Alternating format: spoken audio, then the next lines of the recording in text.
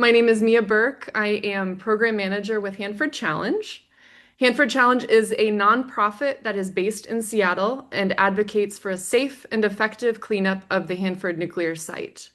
And the most important thing we do and what makes us unique is our support of workers on the front lines of cleanup.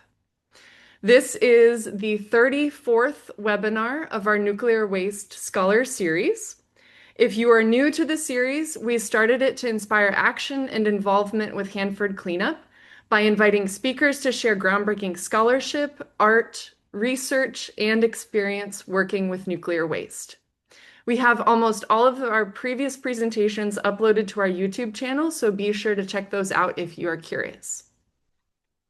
It is my pleasure to introduce our speaker, Jim Thomas. I am so excited for you all to hear from Jim today.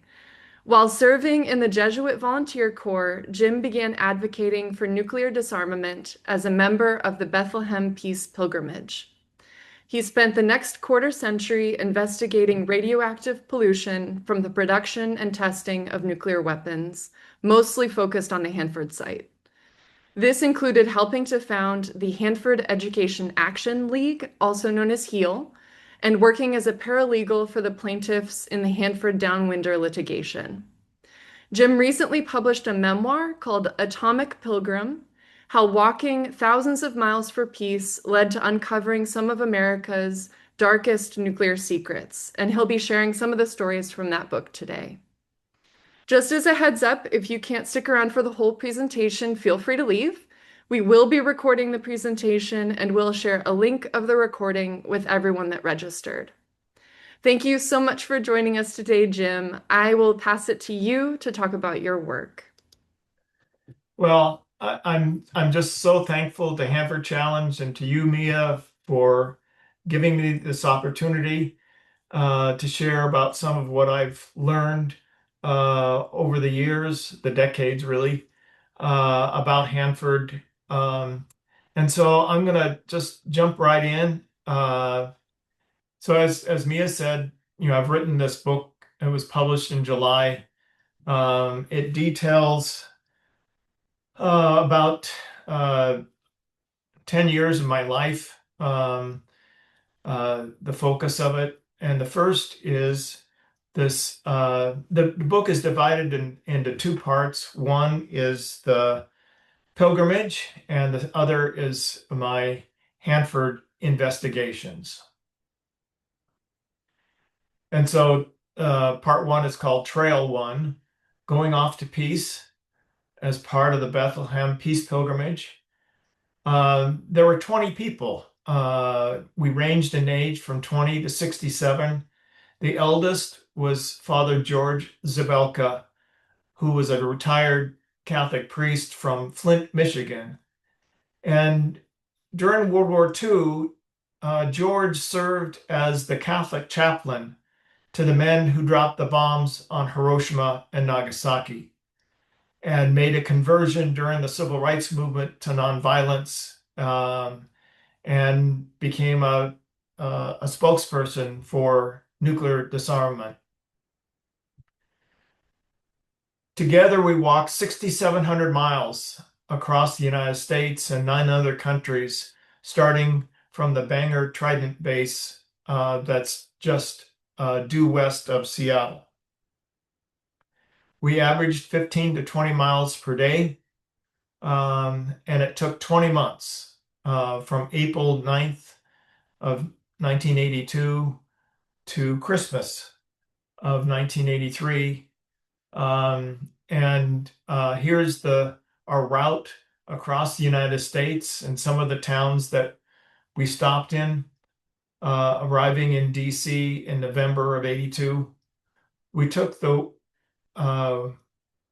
winter off to organize the European leg. And then on St. Patrick's Day of 1983, we started from Cork, Ireland, walked through Northern Ireland, which was still very much in turmoil because of the Troubles. And then we walked across the continent of Europe, stopping in Geneva, where we had meetings with the disarmament negotiators for both the Soviet Union and the United States. And then we continued down through Italy, took a boat from Bari to Dubrovnik. Uh, Yugoslavia was still one country then, all under communist rule. And then down to Athens and took a boat from Athens to Haifa, walked to Nazareth, and then down the occupied West Bank through Nablus and Ramallah into Jerusalem. And then on Christmas Eve of 1983, we walked into Bethlehem. And this is Christmas morning with our core group as well as some of our guest walkers. Um, we're standing there on top of the roof of the Bethlehem Bible College that hosted us for that last night of our pilgrimage. Now, turning to Hanford, um, I'm going to give a little bit of overall information about Hanford for people that are kind of new to it, and then we'll go into the details. So Hanford produced the plutonium that was in the bomb that was dropped on Nagasaki. And over the years, Hanford produced two-thirds of the plutonium in the U.S. nuclear weapons arsenal. Hanford is a large site. Um, Estimates vary about how many square miles, but it's about 560, 570 square miles, and that's about half the size of the state of Rhode Island.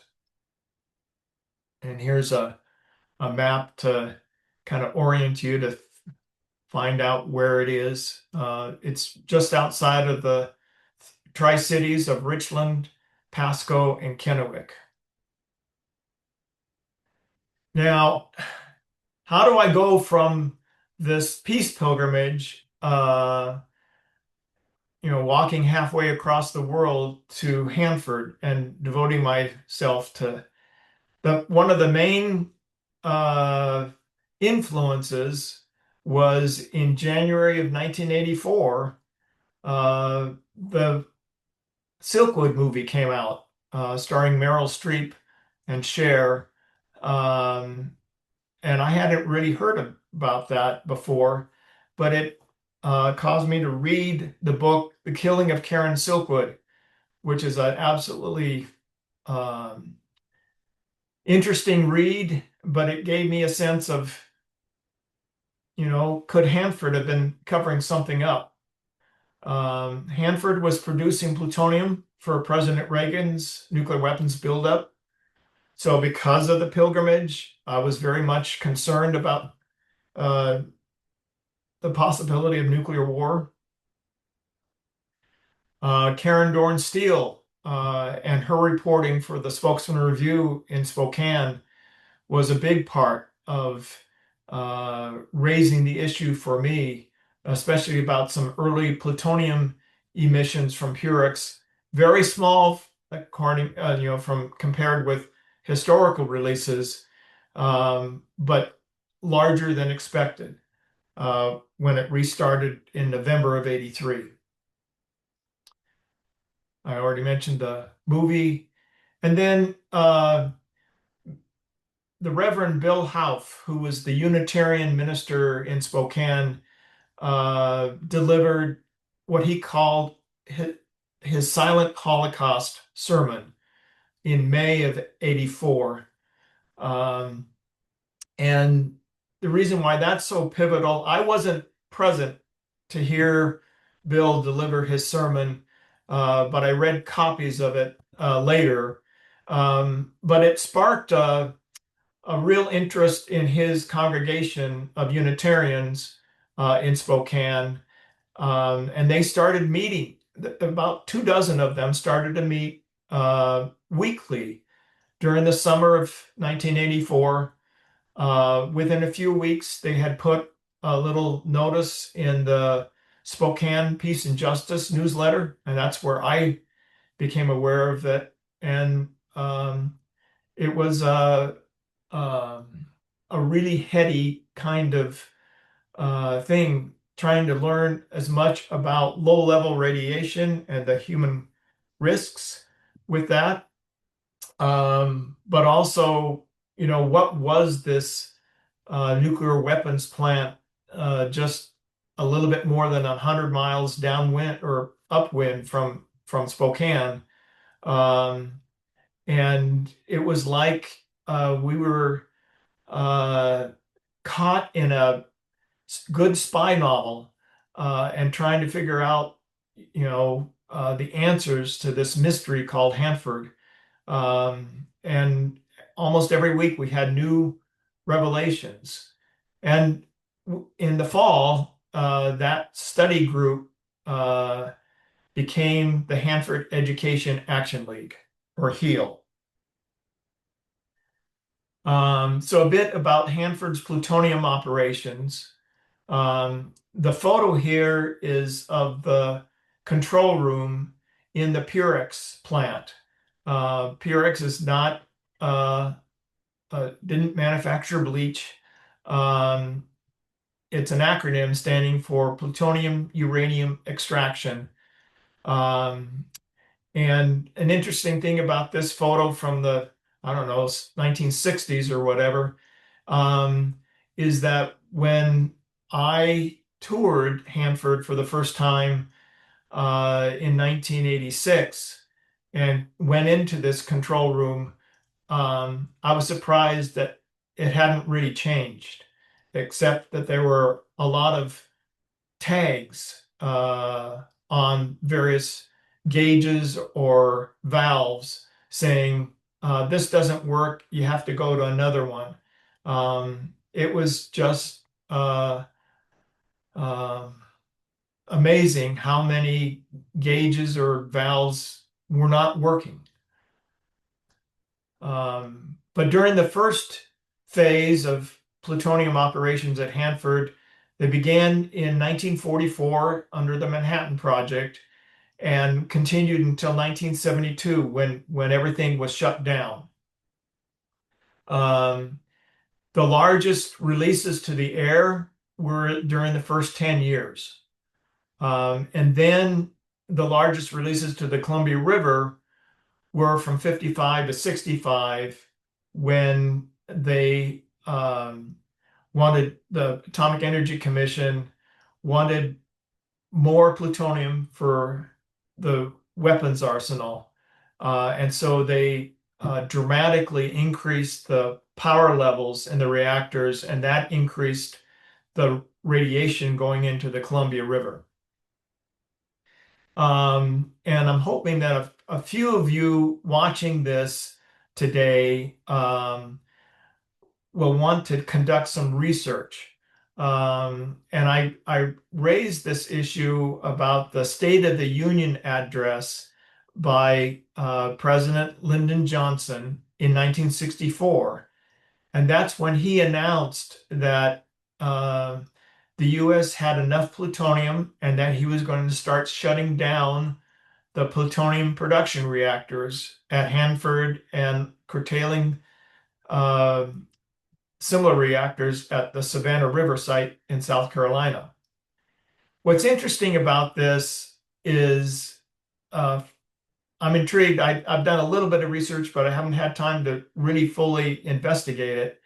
It seems strange for me for President Johnson to make this dramatic change um, in the U.S.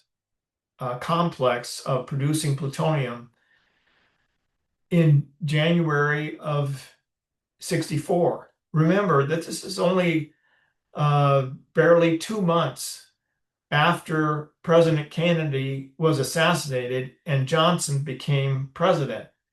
Um, and I think there's a good history research project if any of you are so inclined. And then in 1983, Hanford and its plutonium, both the reactors or one of the reactors, and the Purex plant was restarted.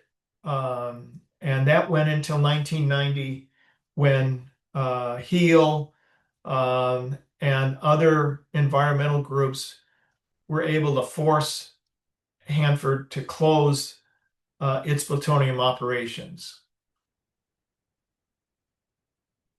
Okay. So, what can we say about the legacy of Hanford? The During the 4 decades of operation, it extensively contaminated the air, the river, and the soil. You see in the bottom there some of the uh, double shell tanks under construction for the high level waste. The uh, dose reconstruction study estimated that 2 million people were exposed to the radiation, mostly in Washington, Idaho, and Oregon.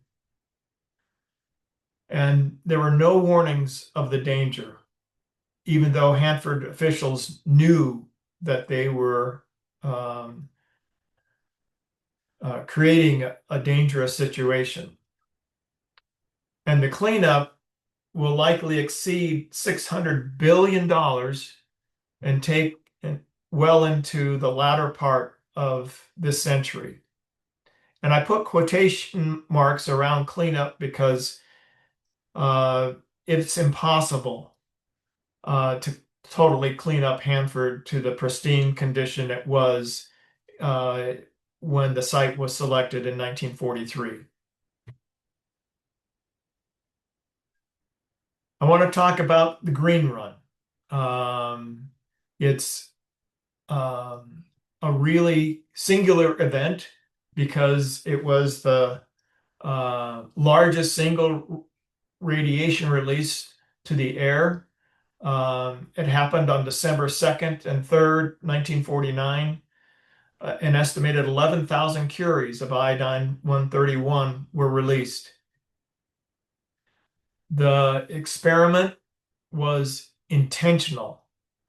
Um, it was done by the Air Force to test 3 types of airborne detectors uh, of radiation.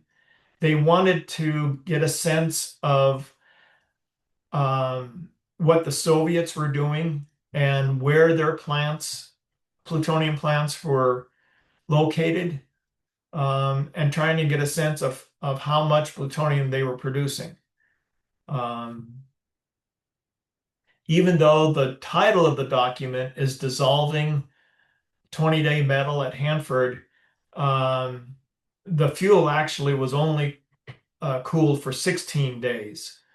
Um, and that's why it's called green, because the normal practice in 1940s, 1950s was to cool the fuel 100 days or 90 days from the time when it was discharged from the reactors before it was dissolved in the separations facilities like Purex. For this special experiment, all the filters were disconnected. They wanted to maximize the amount of radiation released into the atmosphere. The main reason was that during the uh, you know late 40s, the um, CIA and other parts of the US government suspected that the Soviets were actually getting ready to produce a bomb, an atomic bomb, and they were trying to figure out how to do that by flying aircraft. First of these flights were conducted over Oak Ridge in Tennessee. And then they came out to Hanford, but Hanford by that time had developed some rudimentary filters that had reduced the iodine releases, but it wasn't enough to uh, for these instruments to detect them. So they wanted to increase the amount released to the atmosphere, so they disconnected the filters. Unfortunately, just about everything that could have gone wrong with the experiment went wrong. Um, the weather changed, and the conditions uh, were not ideal after they began dissolving the fuel. Um, they had equipment problems, both with the uh, instruments on the aircraft, but also the surface uh, instruments that they carried around in jeeps uh, and along roads and such. Um, they also, uh, a lot of the fallout of the radiation that was released came back right around the uh, separations facility, which was at that time they used tea plant for this special dissolving, and the on-site laboratory they used to process their environmental samples got contaminated. And so there was a high background contamination, and it just was a whole mess. They gave some thought to repeating it, but because of the contamination, they decided not to repeat it. And some details, mostly who authorized it, um, are still officially classified by the Air Force. And I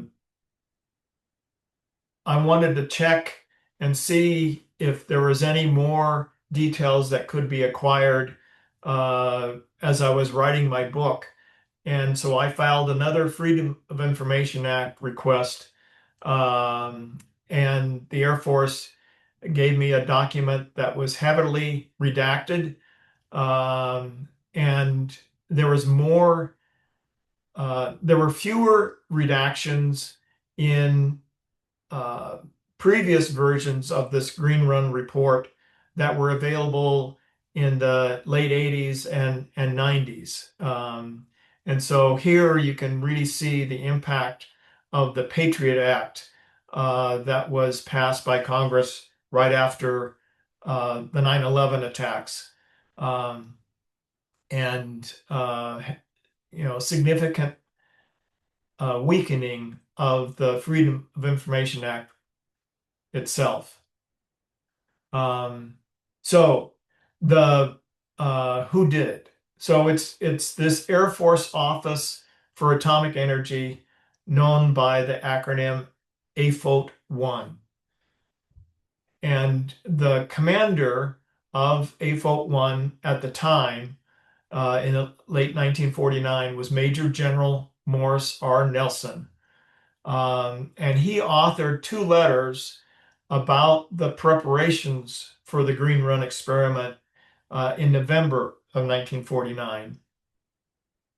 And then there was this fellow, William Bill Urey, and he was a scientist, uh, an expert on long-range detection, and he was the chair of the Air Force's Technical Working Committee.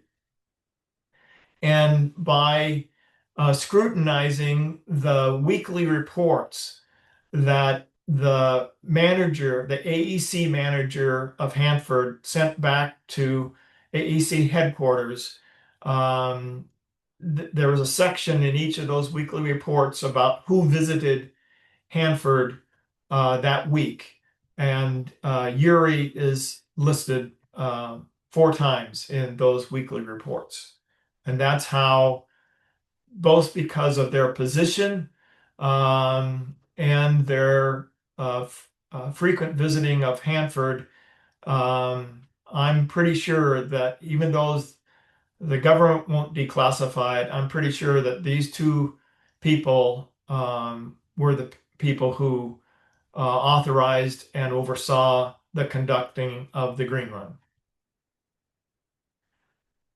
Now, as big as the Green Run release was of 11,000 curies, um, the total iodine released from Hanford dwarfs it, especially in 1945, when there was over 500,000 curies released, an average of 46,000 curies per month during 1945. And interestingly, after Japan surrendered, the production of plutonium actually increased.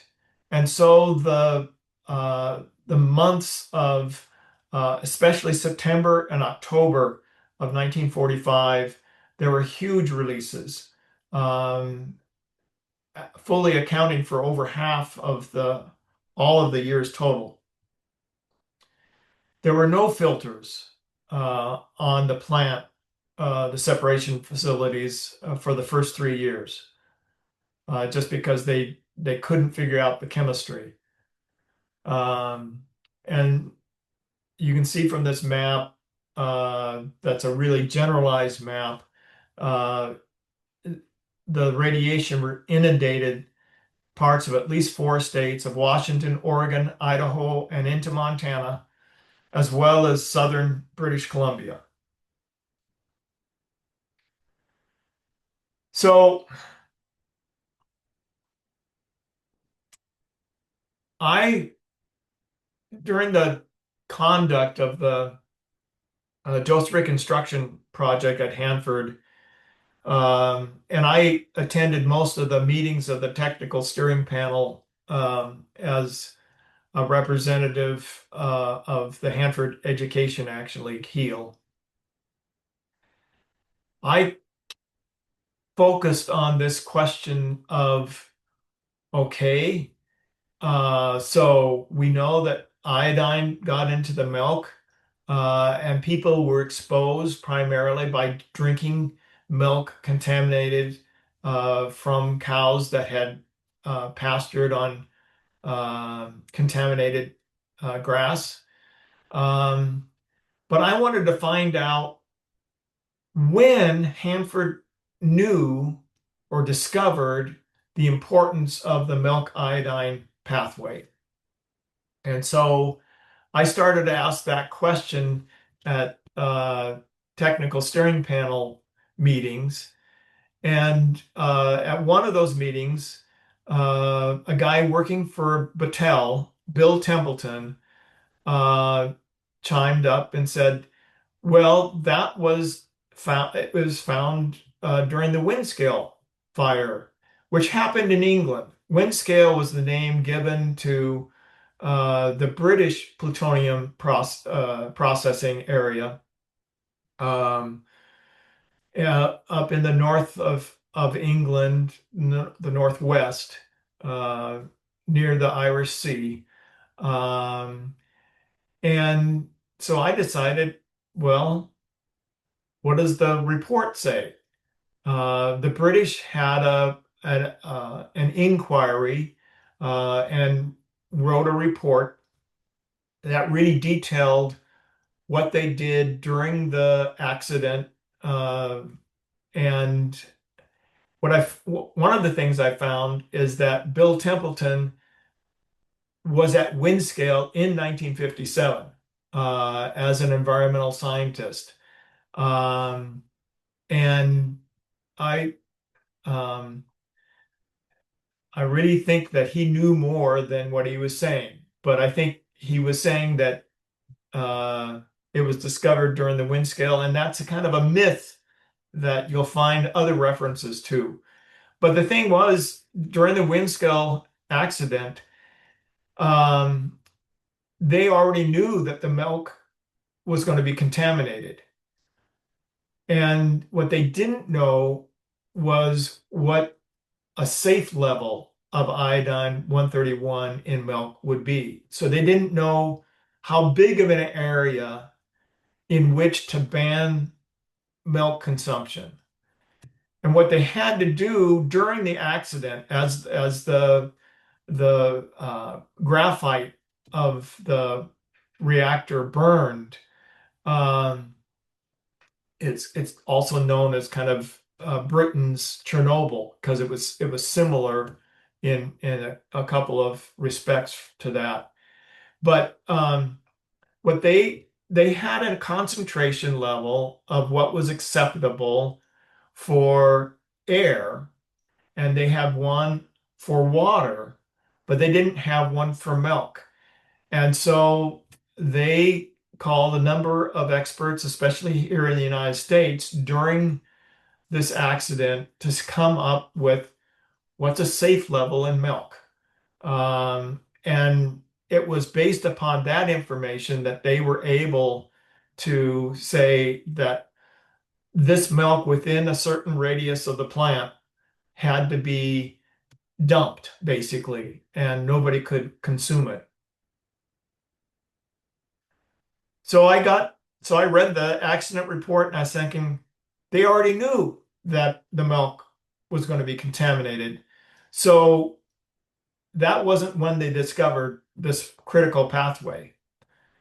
In reading one of the official AEC histories, I found a reference to the United States Public Health Service sampling milk in Utah.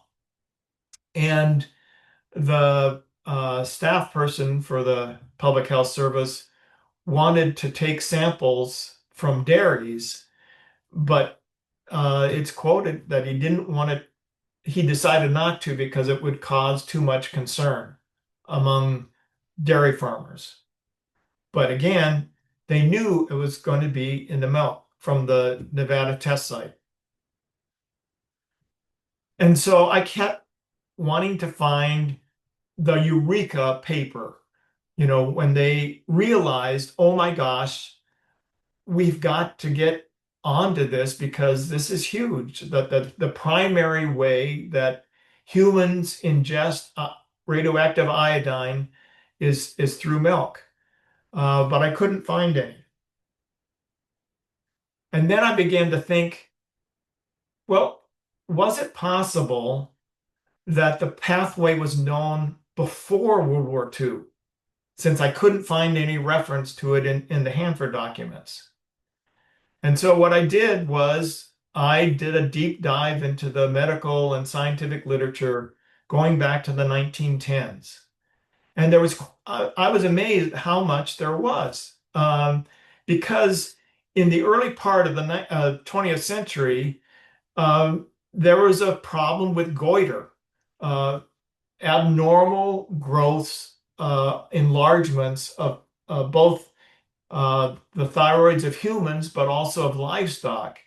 And it affected human health, but it also affected the health of cattle and other livestock. And so they really wanted to find out how to increase the iodine content in these animals so that, as well as humans, so that there would be less of a problem with goiter. Um, and they found again and again that cows grazing on iodine-rich pasture had more iodine in their milk.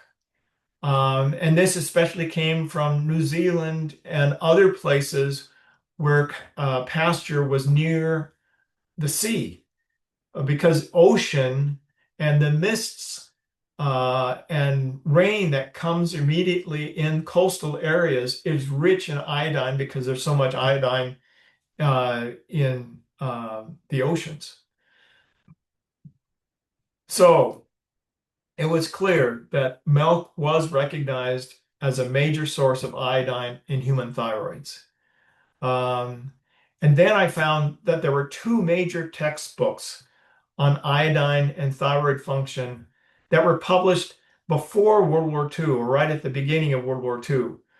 One by Elmer, which was published by Oxford University Press in 1938, and another by Salter, published by Harvard University Press in 1940.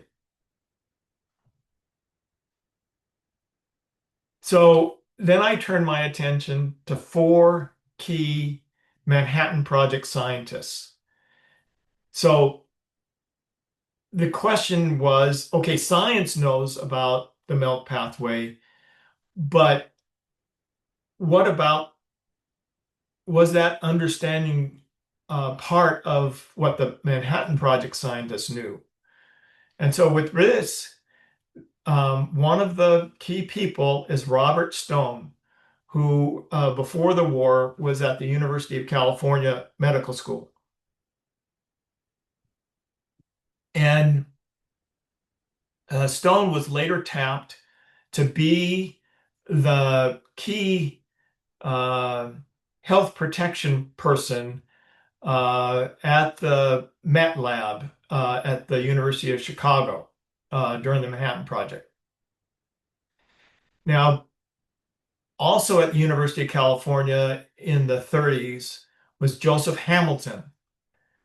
Hamilton was a colleague of Stone, and together they collaborated on some early experiments with treating cancer by radiation, including iodine 131. In fact, I think Stone and Hamilton were the first to use iodine 131 to treat disease in humans. Okay. And Hamilton, he stayed in California during the Manhattan Project because of being close to the accelerator there to produce isotopes. But he was in close collaboration with Stone throughout the Manhattan Project. So then we turn to Simeon Cantrill, who in the 1930s was made the director of the Swedish Tumor Institute here in Seattle. And Cantrill was also using radiation to treat cancer, and including iodine 131 before the war. And then Cantrill in the 30s hires Herbert Parker, who was in England at the time, to also help him at the Swedish Tumor Institute. And he hired Parker to do the measurements, the dose measurements of how much radiation they were exposing their patients to. So, Manhattan Project, 1943. Stone hires Cantrill to come and work at the Met Lab in Chicago. Within a matter of weeks, Cantrill asks that Parker come and join him at the University of Chicago. About the summer of 1943, Stone transfers Cantrill and Parker to Oak Ridge. Oak Ridge, in addition to enriching uranium, which produced the uranium that was in the bomb dropped on Hiroshima, Oak Ridge also had a facility called X10, which was a precursor or a pilot plant for the plutonium reactor and separations facilities at Hanford. So Stone wanted Cantrill and Parker to get experience with the X10 facility and the iodine releases from that before they were sent to Hanford. In the summer of 1944, so a year later, Stone again transfers Cantrill and Parker to Hanford. And so it kind of completes the circle. and Cantrill and Parker are also in close communication with Hamilton um, about the dangers of iodine 131 that they're going to be facing at Hanford, both from a worker standpoint as well as a public health standpoint. So at least one of these four knew of the previous iodine thyroid research back in the 30s, and it's Joseph Hamilton. In a paper that Hamilton published in the November 1942 journal Radiology, he cited both the Elmer and the Salter books.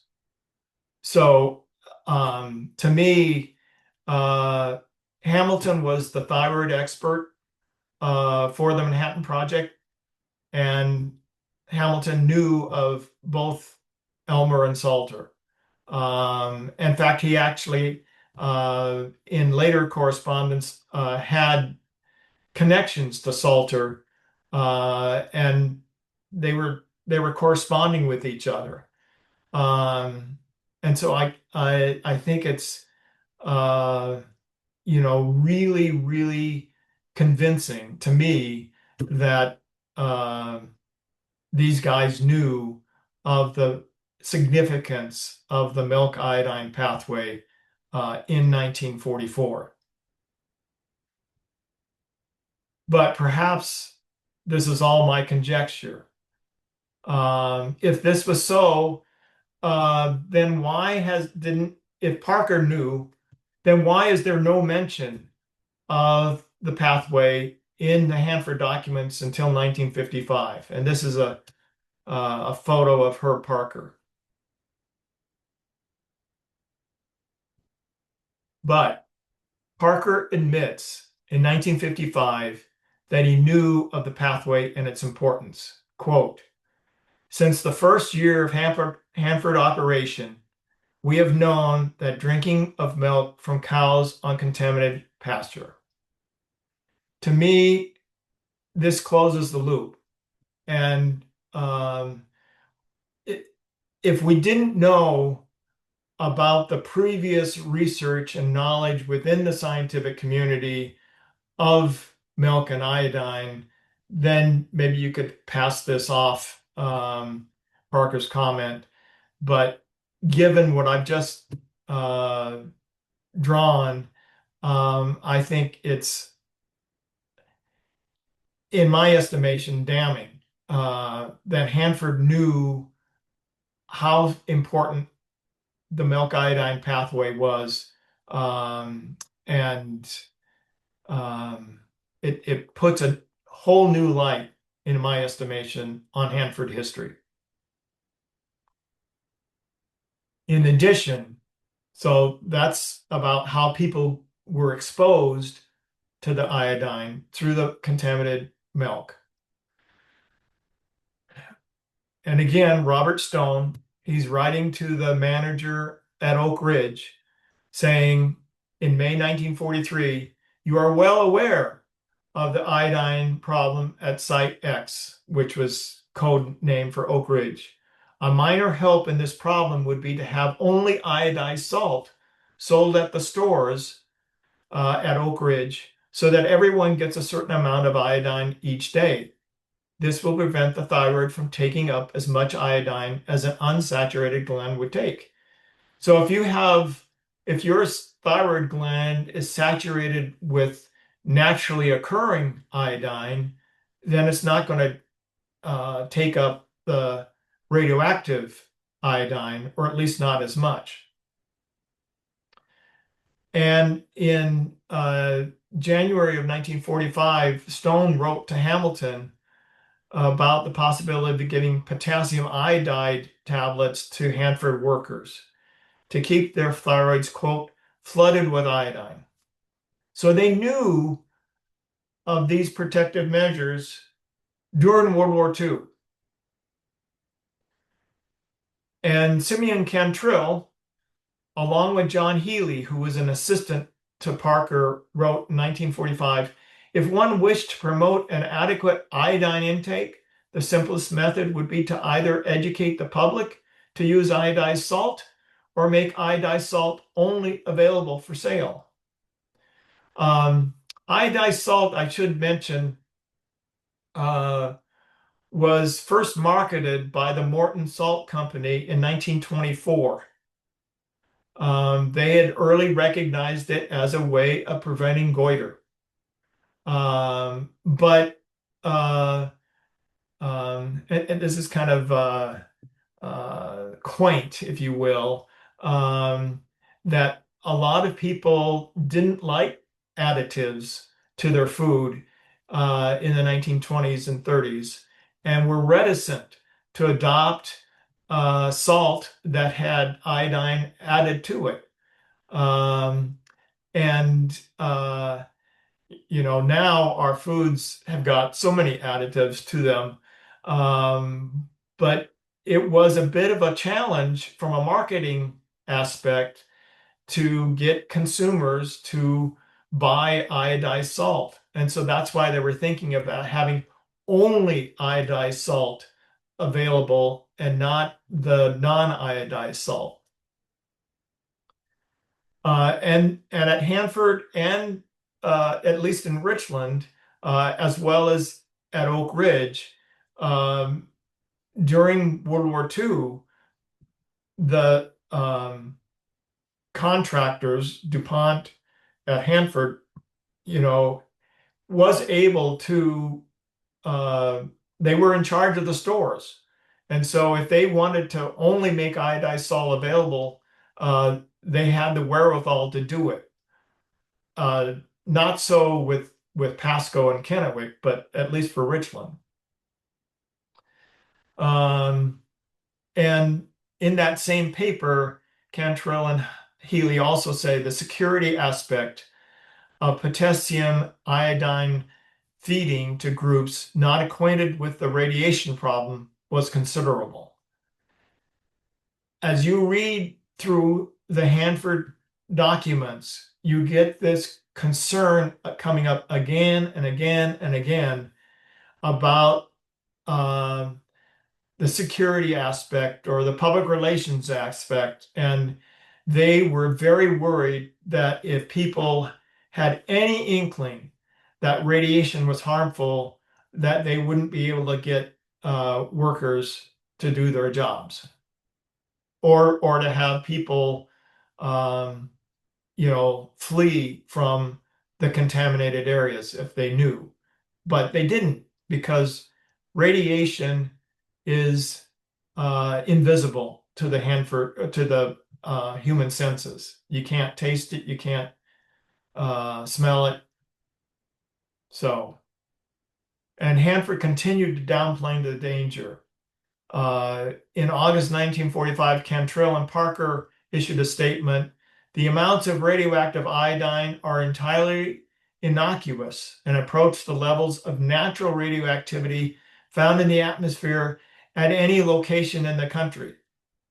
And this is the exact time when they were pumping an average of 46,000 curies of iodine out the Hanford stacks.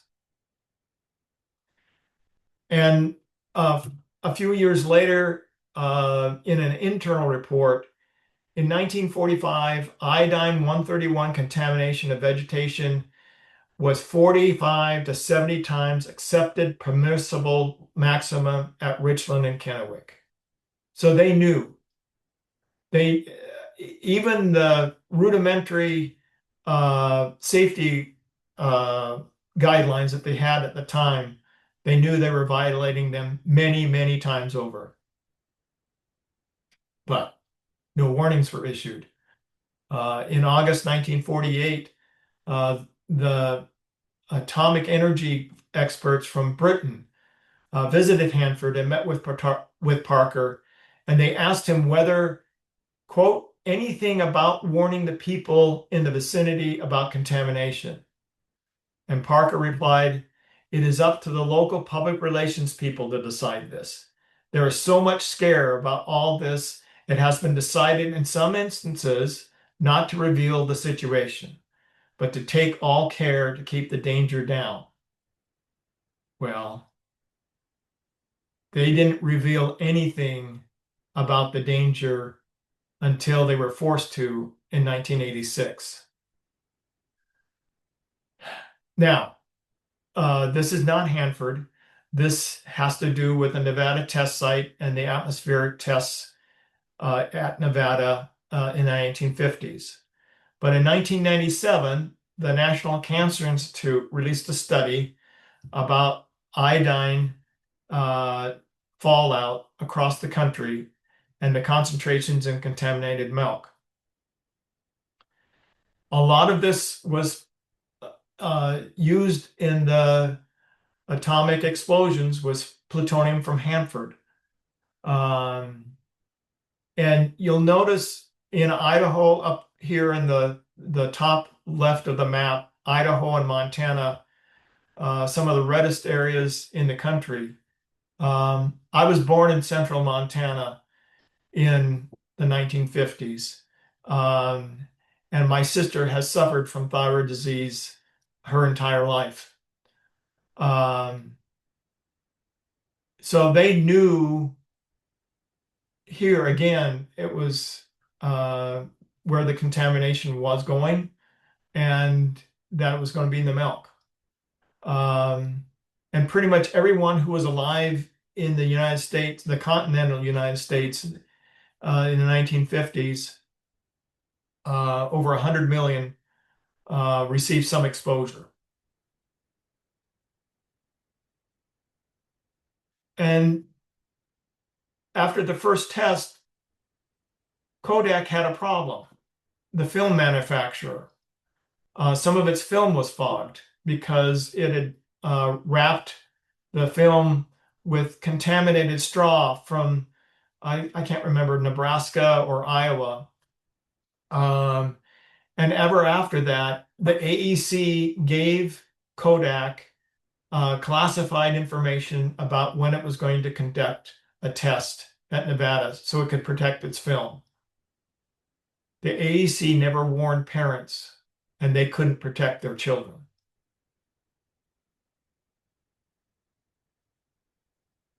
Um, Now I want to turn briefly to impacts on specific Hanford downwinders. This is a photo of Shannon Rhodes.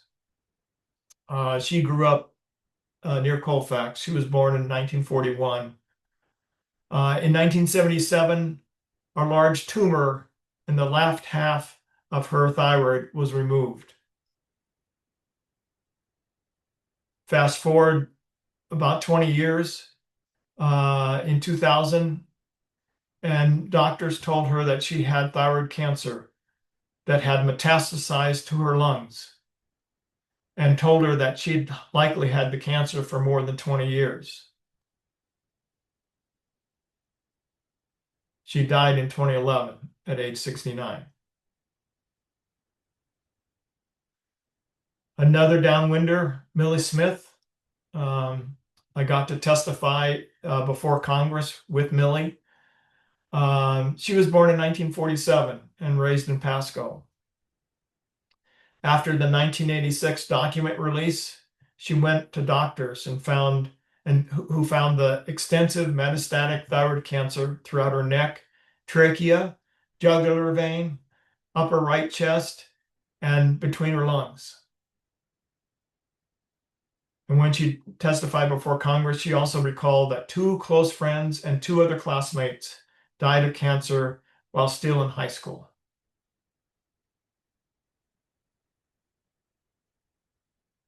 And this is Judith Jersey, who is was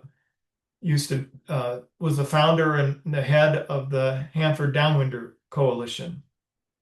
She was born in 1945, and she suffered fatigue for years and later infertility. In 1987, she heard about Hanford's iodine releases and thyroid problems. Her doctor found that her thyroid was barely functioning. Once on thyroid hormone, she began to enjoy life for the first time as an adult. In each of these instances of these three downwinders that I just three of the ones I knew the best, um, they their lives would have been significantly different had they known about the their exposures much earlier.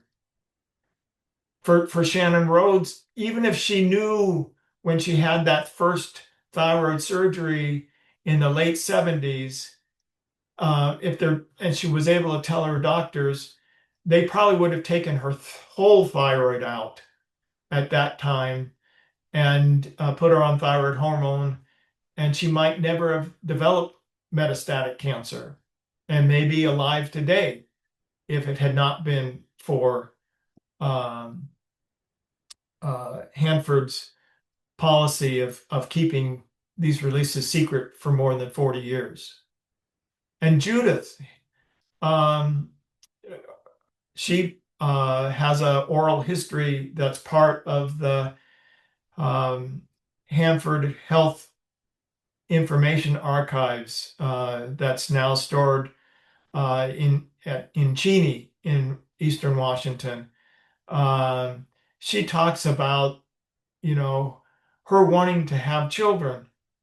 Um, if her thyroid disease had been treated earlier, um, while she was still able to, of childbearing years, she might have been able to have grandchildren, children, and then grandchildren. Um, but she doesn't have that consolation because Hanford kept it secret for so long. And it wasn't until journalists like Karen Dorn Steele, Eloise Schumacher, and Solveig Torvig, and others, along with HEAL and other environmental and citizen groups, insisted that these documents be made public. So from the start, Hanford officials knew they were putting the public, especially children, at risk. They knew of the public health measures that would have substantially reduced radiation exposures to workers and the public. And they actively sought to mislead workers and the public while maintaining an iron curtain of secrecy until us in the society forced the truth to be revealed. And I think this is also uh, really important to understand now here in 2025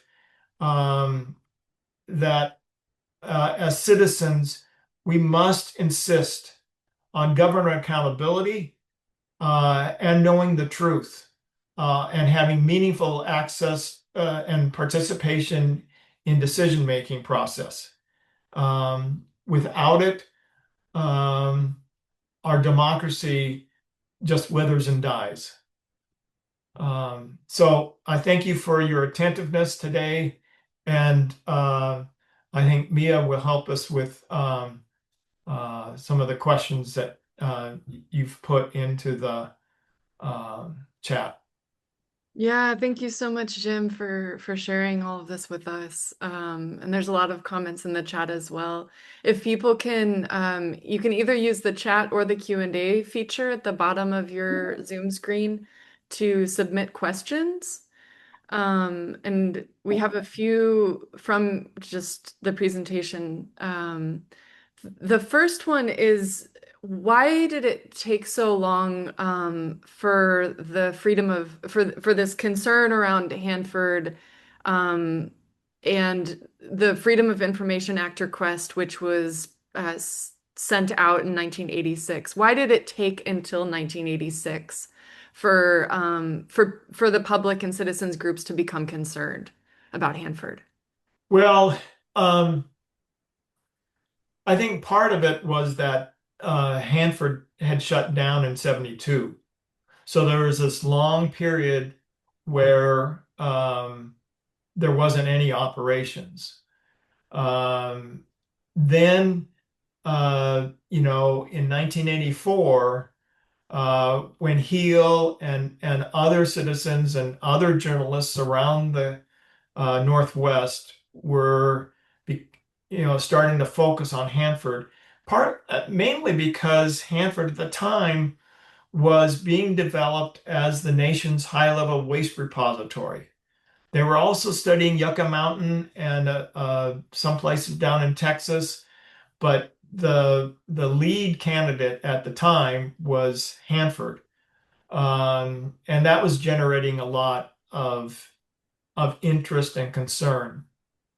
Um, but in 1984, the Department of Energy's policy was that environmental and safety regulations didn't apply to Hanford or any other part of the nuclear weapons complex because it was national security. It was all under the Atomic Energy Act of 1954.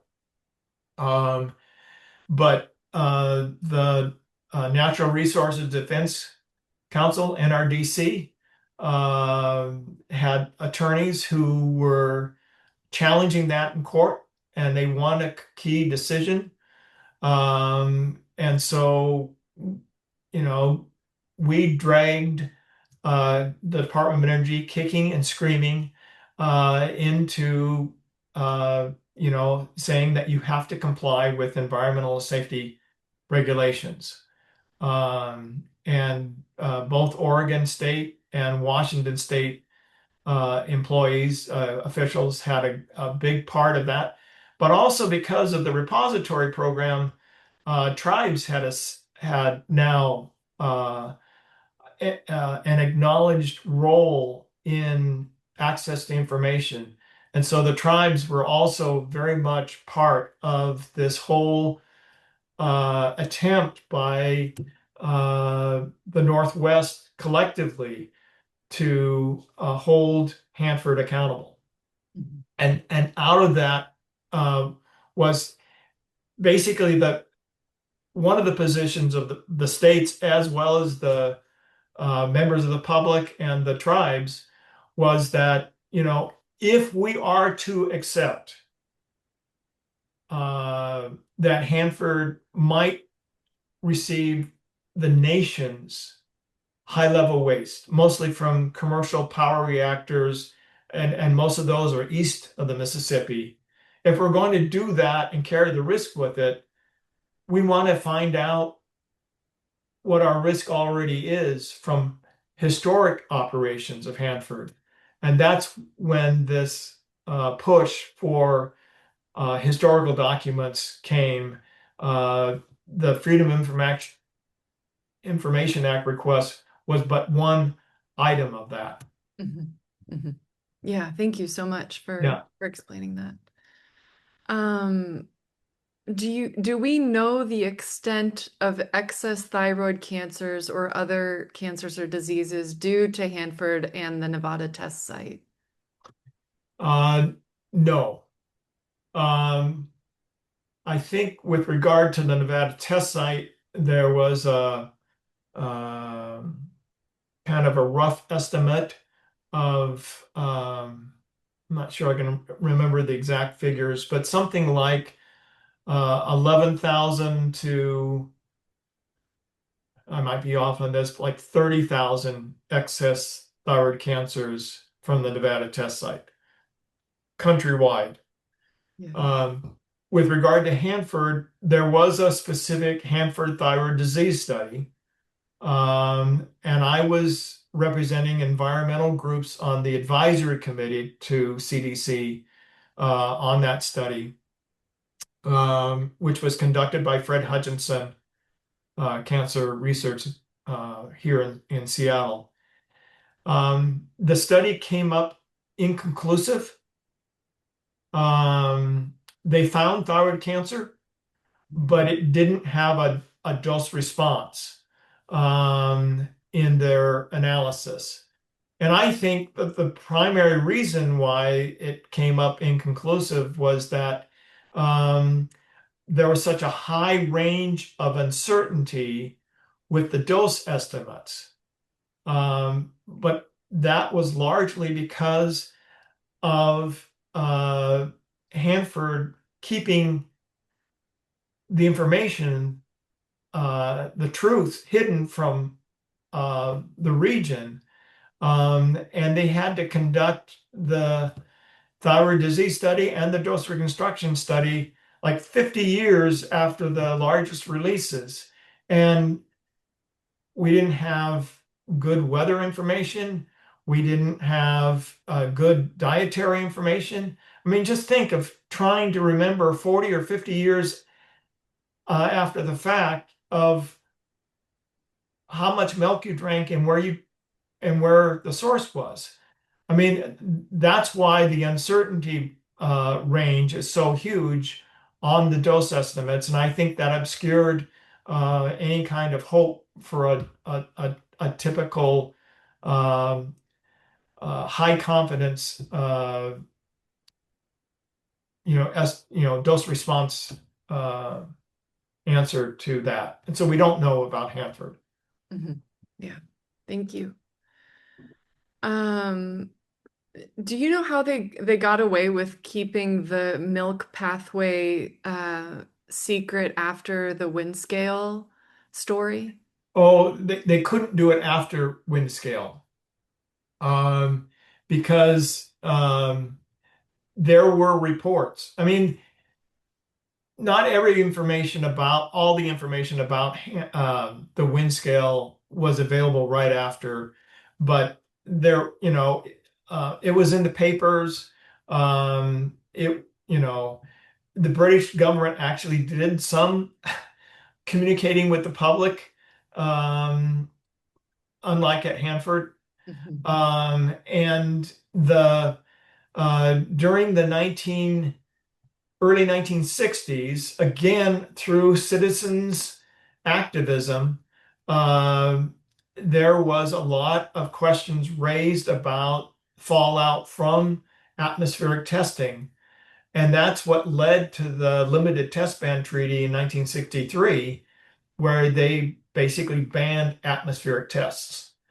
Um, but during that early 60s time, there was a lot of scientists investigating not just iodine 131, but all sorts of components like strontium 90 in teeth and bones. Uh, so there was a huge both scientific and citizen scrutiny of fallout from nuclear testing, Mhm. including the milk pathway. Okay. Um, did they test children in the Hanford area in the 60s? A tribal member told me she remembers as a child who grew up in the area having people come and test them for something. Yeah, yeah. There's reports available um, that they would go to schools uh, with this what they call a whole body counter, and they were able to measure contaminant radiation, some of the in children, and they conducted, pretty extensive surveys of their diets and issued reports, and those are available Mm. Okay. both in the Richland Reading Room as well as in uh, most of the documents I've used over the years are now stored at the archives at the Wanapum Tribal Center, uh, uh, just across the Columbia from north of from the Hanford site. Yeah, I didn't realize that. That's good to know. Yeah, yeah, Yeah. yeah. They've been great. Yeah. Have any officials been held accountable for the communication blockade regarding Hanford's radioactive iodine releases? Nope. Um, there's been none of that. Some of the downwinders filed suit, and some of them got some compensation, but for most of them, it didn't even uh, come close to paying for their medical bills, let alone compensation for pain and suffering.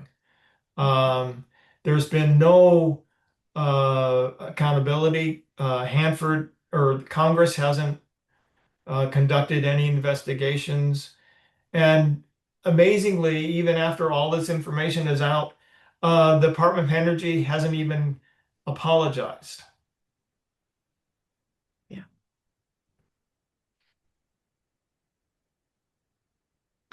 How much have Washington residents benefited from the Radiation Exposure Compensation Act, also known as RECA?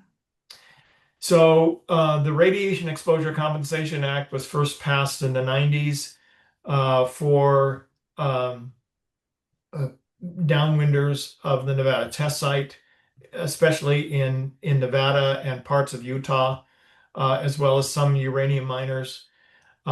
This was recently expanded to cover all of Utah's, New Mexico, Idaho, and a couple of other small areas, but nothing for Washington, nothing for Montana. Yeah. Yeah. Um, And that's mainly because, at least with Montana, the Montana senators and representative didn't push hard enough. The Idaho congressional delegation did push, and they did get included. Um, and you know, I think most of the news stories about Hanford were back in the 80s and 90s, and people have kind of forgotten about Hanford, even though the exposures were some of the worst. mhm, mhm. Yeah. Um, would you be willing to tell the story about from your book about tracking the shipments of nuclear warheads and it just really portrays how different of a world it was in those days? Sure. Okay. So what me is referring to is a section of my book where I talk about the white train. And back in the 80s, the Department of Energy would transport nuclear weapons to the Trident base near Seattle by train. And the train happened to be painted white because the cars were specially made cars, rail cars, and the white was to keep the temperature down, uh, to control the temperature of the nuclear warheads. These came from the Pantex plant outside of Amarillo, Texas. It's the final assembly point and also the disassembly point for all U.S. nuclear weapons. Mhm. Um, and Jim Douglas, who was one of the co-founders of the Ground Zero Center for Nonviolent Action, right adjacent to the Trident base, noticed that these trains were coming in.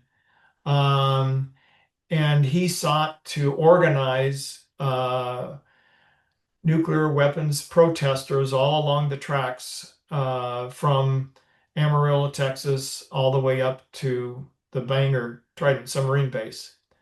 And so some of those trains would go through Spokane Mhm. um, on their way from Texas to to Bangor. And so I offered to Jim that I could help. And so one summer, uh, the train came through Spokane, and so I called Jim and told him that the train had just passed through Spokane and there was two ways from Spokane that the train could go. One was through the Cascades, and one was through south through the Columbia Gorge and through Portland, and then up to Bangor from that way. Um, and um, uh, so Jim also asked me to drive down to Washtupna, where the uh, train would next be heading. And so I did that. I was accompanied by a good friend of mine and a HEAL volunteer, Al Mangan, retired postal worker. And so we got another sighting. It was very eerie because it was 2 a.m. in the morning. Washtuckna is a small, quiet town, even during the day. But at 2 o'clock in the morning, it is, I mean, you could hear a catwalk. Um, and, uh, seeing this white train carrying dozens and dozens of weapons. Uh, through the night, and all I could think of was, what people thought of the trains that were moving in Nazi Germany, transporting Jews and others to the concentration camps, the gas chambers. Um, I just felt a sense of solidarity with them. Um, so after that, because of the notoriety of the white train, the Department of Energy painted the cars earth tones. Some were brown, some were green, some were blue. Um, so suppose it would no longer stand out, but the cars were custom made. They only transport nuclear warheads. So um, and after a while, they just chucked the train and started transporting it by semi trucks. Um, and they also transported warheads to the Kings Bay, Georgia plant. Kings Bay is the eastern uh, base on the east coast of the Trident submarine. Yeah. Mhm. Yeah, and you were using payphones to communicate. I mean, both with the walk and with, our early Hanford work, it was, we didn't have cell phones. We, I mean, it was, when I was doing the research on the Hanford documents, I had a notebook and a pen in the library. The it was something, it was an amazing day when the HEAL office got its first personal computer in the office.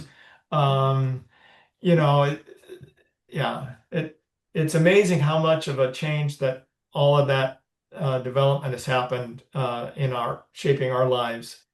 Mhm. Yeah, thank you for telling that story. Yeah. We have a question about how radioactive is Richland, Richland, Pasco, and Kennewick, the Tri-Cities now, today, and what protective measures do they take? So there is essentially no radiation in the Tri-Cities now. It hasn't been for a long time. Iodine 131 has a half-life of 8 days. It takes about 3 months for it to basically disappear from the environment. So iodine 131 has been it's very important for historical reasons, very important for the people who lived there in the 40s and 50s, but not a concern today. And even the longer uh, radionuclides in the river, potassium 32 has a half-life of about 14 days. Zinc 65, which was in some of the oysters on Willapa Bay on the Pacific coast, has a half-life of about a year. So, you know, there are still concerns, and rightly so, about the cleanup. There's cesium and strontium capsules that have to be stabilized and moved to, a much safer permanent storage. for sure. And people need to be aware of that because that would be horrendous. Strontium and cesium have half-lives of about 30 years. So, you know, um, we're not even three half-lives from the start of Hanford. So there's still a lot of contamination at Hanford, and that's why we need, like Hanford Challenge does so well, Columbia Riverkeeper does so well, that we have to be vigilant about Hanford cleanup because there's a lot of bad waste at Hanford that has to be properly disposed of and in a manner that um, um, has a good assurance of being isolated from the environment for thousands of years.